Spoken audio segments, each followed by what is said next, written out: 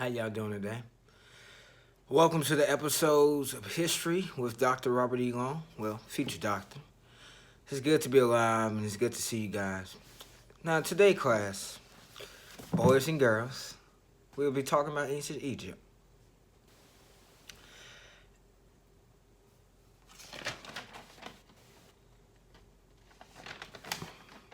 And ancient Egypt has a lot of history. It's not, and what they like to tell you about ancient Egypt is that it's not a part of the African continent. But as we all know, that's not true. If you look at any map of Africa, you will see Egypt. It's actually eastern. It's on the eastern side of Africa. You have West Africa, you have North Africa, you have South Africa, and you have East Africa. And Egypt is right on top of Sudan. So how would first thing that doesn't make any logical sense to say that Egypt just doesn't exist on the continent of Africa. We all know Egypt exists on the continent of Africa. We know that. Egypt was founded in 3400 or 3200 BC by a guy named Neymar or Menses. Neymar is spelled Narmer. He was the first pharaoh of Egypt.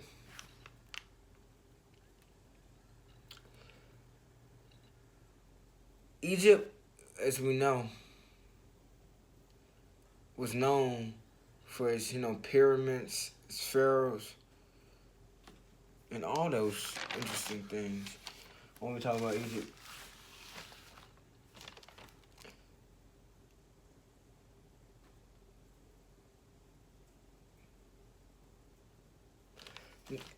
Back in those days, Egypt was had the Nile River,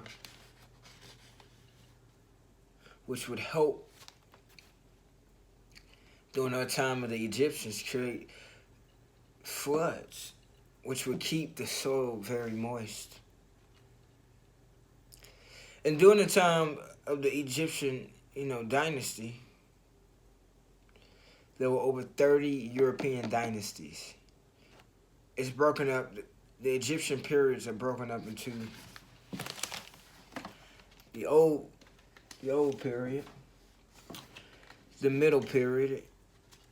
I'm sorry, I said those wrong. Let me say that again. It's broken up into the Old Kingdom, the Middle Kingdom, and the New Kingdom. The Old Kingdom goes from 3100 to 2200. 3100 to 2200 BCE. The Middle Kingdom goes from 2040 to 670 BCE. And the New Kingdoms go from 1570 to 1100 BCE. And also Egyptians, they believed in Re, sun god, and Amnon, god of wind. So Egypt, you guys, it has a lot of beautiful history. Between 5,000 and 1400 BCE, permanent settlement of full-time farmers became established in the valley of the Nile. So I was telling you the Nile, which if you didn't know, is the longest river in the world. It was a source of, food and water and irrigation. The Egyptians, had their own irrigation systems. They had their own farming systems.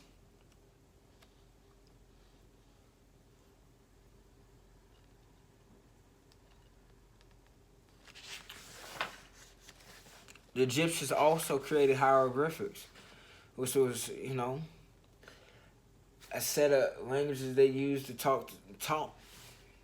They also, with the hieroglyphics, they were on clay tabs or pallets, been cut into wet clay before. So they would cut the writings into wet clay before it dried. And the Egyptians never wrote anything down. The belief was there was a need to record details of the passage of season and the annual flood in order to predict harvest and thus estimate recorded the taxation of the peasantries. But they also had this good memory at times. Like, for example, they say that in one of my textbooks, they had a good memory of astronomy, with no modern light pollution and the clarity of cloudless Egyptian skies. So, conditions would be ideal for studying the night heavens. And what we also know that when we're talking about the agriculture, it was a caste system. You had the pharaohs at the very top, and then you had the peasants at the lowest. So there was a caste system, and the peasants worked, out in the farms, out in the labor, They worked to build the pyramids. The peasants, they would herdle the cattle, the goats. They kept geese, they fished perch from the Nile, and hunted wild birds in the marshes. They also, like in the pyramids, they would have king lists, which were found on the fragments of ancient papyrus. Which is papyrus, if you don't know, the Egyptian created this. This is a special type of paper that would rate all their, their documents and stuff. And they were the creators behind that type of paper back in the day. And if you didn't know, the oldest language to date is cuneiform, which is from Mesopotamia. And all 30 of those dynasties would spread from the period 300 to 332 BCE. Egypt would, at the end, would come to an end.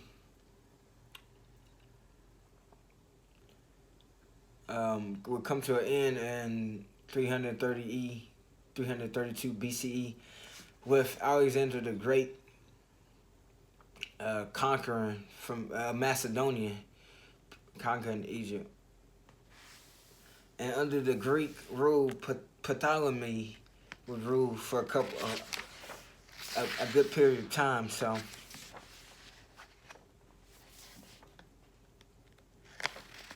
the Great Pyramid of Khufu was built.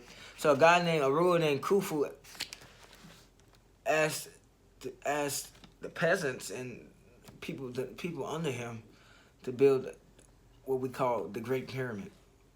It took 20 years to build this pyramid for King Khufu. Also, one thing about Egyptian history, King Tut was the youngest king ever. At age 9, he became into the rulership.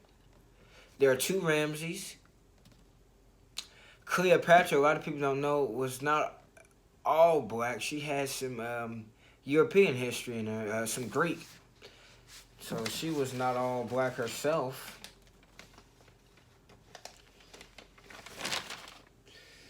The ancestors of Egypt were Afro-Asiatic. And these languages that they spoke from the Afro-Asiatic were harvesting and grinding, from the ancestors grinding raw grains in the Nile.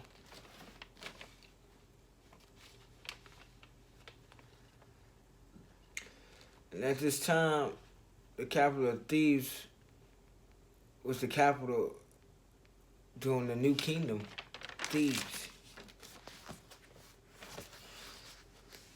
So we have this, history of Egypt. Egypt is more than what they think, and they think when it comes to the pyramid, it was slave labor, but that's not true. They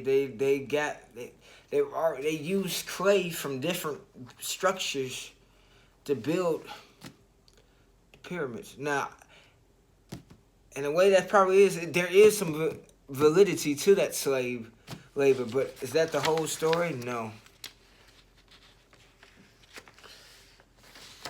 But Egypt was a vast dynasty.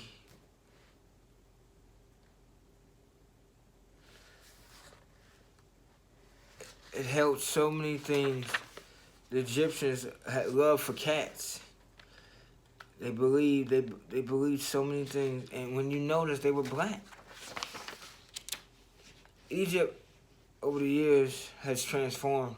The Egypt of old is not the same Egypt today, as we have to know. It's an all different formula. There was taxation in Egypt.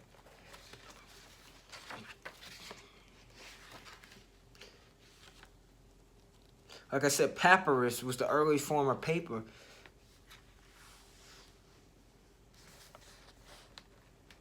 The Egyptians also were the first to create the first 12-month calendar. Did you know that, guys? So, Egypt has so much history that is unknown. Never let them tell you it's not on Africa.